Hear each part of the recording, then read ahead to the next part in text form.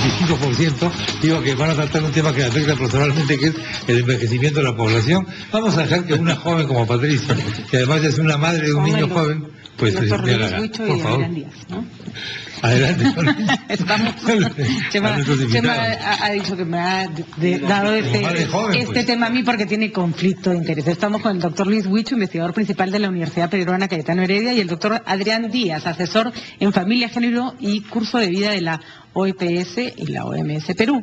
En realidad estamos hablando sobre cuál es más o menos la forma como se desenvuelve la población del mundo, ¿no es cierto? ¿Cuántos nacimientos el día de hoy se realizan con éxito? ¿Cuántos niños logran llegar a la adultez? ¿Y cuántas personas logran llegar?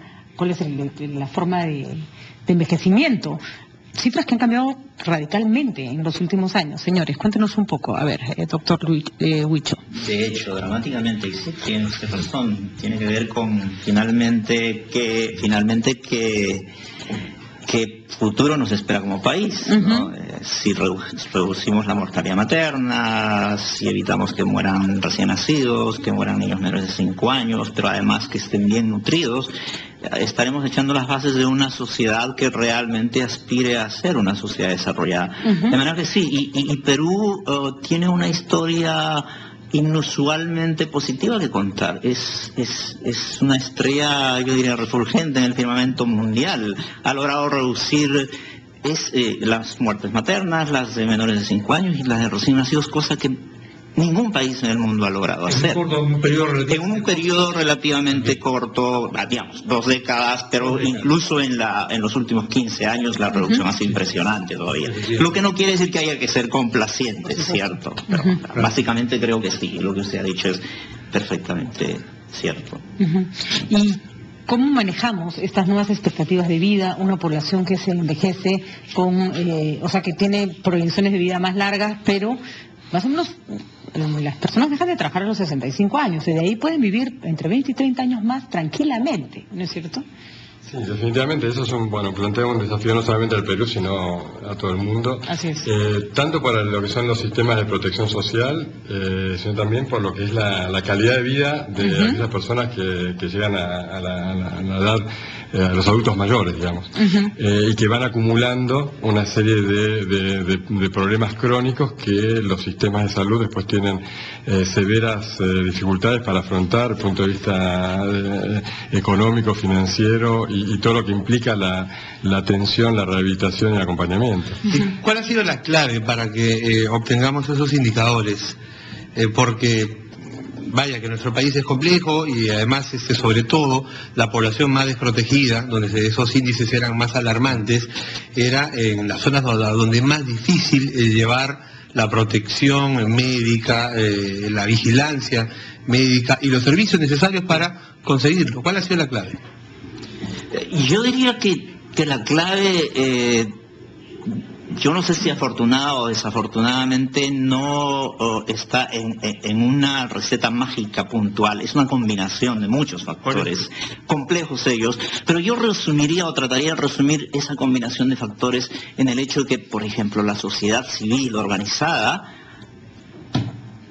planteó la salud como un derecho al que debía y podía aspirar y que debía demandar a los gobiernos nacionales y regionales, y eso se tradujo en compromisos que luego se tradujeron en intervenciones específicas a nivel nacional y a nivel de cada uno de los departamentos del país, con mayor o menor intensidad, con mayor o menor calidad. Y trascendieron varios gobiernos. El otro asunto clave es que esas intervenciones se dirigieron más a aquellos que más, como usted decía, necesitaban esas intervenciones. Es decir, aquellos que viven en las zonas más remotas, aquellos que viven en las zonas más rurales, aquellos que son minorías étnicas, que tienen un bagaje, un patrimonio cultural diferente del convencional, del occidental, por ejemplo. Creo que esas dos condiciones han sido fundamentales, sin que quiera significar eso que sean las únicas.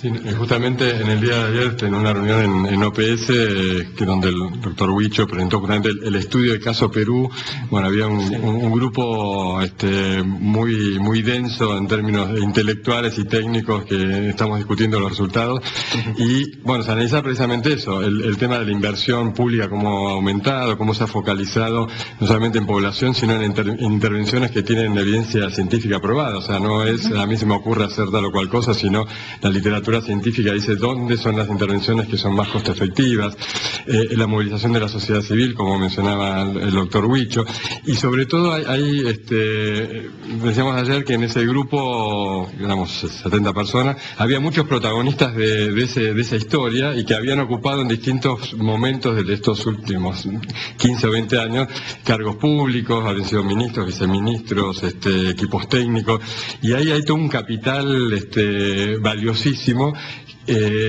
que explica un poco el fenómeno de Perú, que bueno, nosotros estamos viendo recién también de la semana pasada, fue la conferencia de nutrición, y para el tema nutricional también Perú ha sido la estrella, o sea, bajó 2 puntos porcentuales la infección crónica, ustedes lo saben bien porque RPP ha seguido muy de cerca todo el proceso, del 2007 al 2014, o sea que eso implica que se ha pasado de una política de un gobierno a una política de Estado, que es lo que todo el mundo aspira, ¿no? Y la particularidad del Perú, si me permiten, se lo pregunto al doctor Huicho como comentario, es que el Perú ha tenido una red de organizaciones sociales muy poderosas. Si no hubiese sido por ellas, es imposible bajar los niveles de nutrición infantil, por ejemplo. Y yo lo he visto justamente en función de la radio en zonas altoandinas, en la que vemos a ONGs o por ejemplo, la Cáritas Católica y la ADRA Adventista en forma mancomunada, bajando la desnutrición infantil gracias a que difunden cultura entre las organizaciones y a que las organizaciones de madres fiscalizan, ¿no? Se está relajando esto últimamente, doctor Huicho, porque la experiencia es la siguiente: a medida que vamos mejorando, la organización social se va descuidando, como que ya no están de supervivencia. Sí, claro, yo estoy absolutamente de acuerdo con usted, por eso decía, sin embargo, no hay que ser complacientes, porque hay que mantener una vigilancia saludable. Ayer Federico Arnellas decía seguimiento concertado, más que vigilancia, que supone más bien desconfianza mutua, y sí, creo que es fundamental alimentar eso, en las diversas instituciones, incluidas las ONGs a las que usted ha hecho mención. Es importantísimo. Doctor Díaz, hay otro fenómeno que es el fenómeno del envejecimiento de la población. Ahora tenemos más niños, pero también tenemos más viejos. Y la verdad es que esto es una cosa muy pronta, muy rápida, y no estamos listos para eso. Perdón, no está listo el mundo para eso. Es un tema peruano, es un tema. Y la gran pregunta que uno le hace siempre a los médicos te dicen, mi ciencia te da 10 años más de vida. Gracias, doctor. Y en su receta me podría incluir mi primer $1.000.000, por favor, si fuera tan amable, porque ese es un problema. ¿Estamos listos para eso, no? Bueno, definitivamente estamos transitando, pero es complejo porque además un cambio de paradigma en términos de lo que es una preocupación a la supervivencia infantil, a lograr que los niños sobrevivan el primer año, después los 5 años, que sobrevivan en el mejor estado de desarrollo, de nutrición, pero después estamos enfrentando también problemas de envejecimiento y sobre todo también el tema de las enfermedades crónicas no transmisibles, que muchos nos llegan a... Exactamente. Justamente en la conferencia de nutrición, que fue la segunda en la historia, después de 22 años se volvió a hacer, puso mucho énfasis en el tema de enfermedades crónicas y de obesidad. Y eso tiene que ver con cómo se envejece saludablemente, cómo los hábitos de alimentación, y sobre todo hubo un llamado de atención de todos los expositores, los 170 países que participaron, y de distinguidas autoridades, incluida la primera dama del Perú, el tema de la alimentación, de la comida chatarra, y de la responsabilidad también del sector privado, de la industria, de asumir lo que significa ese problema gravísimo y de no bombardear sobre todo a la población, o sea, proteger a la población infantil. A propósito de comida chatarra, o sea, porque estamos hablando de indicadores positivos que hemos conseguido en nuestro país, y usted nos decía, doctor Huicho, que no hay que no hay que descuidarnos, pero en lo que parece que nos hemos descuidado, y a propósito de la alimentación, de los niños recién nacidos, es en el indicador de la anemia. La anemia ha crecido, sin embargo. ¿Por qué? Sí. Este es un tema que al interior de la academia hemos estado discutiendo, y la verdad es que es un fenómeno curioso. En muchísimos países que lo han hecho muy bien en otros aspectos como salud materna, neonatal, infantil, que han mejorado sus indicadores socioeconómicos, han reducido la pobreza, sin embargo, el problema de la anemia todavía sigue siendo presente.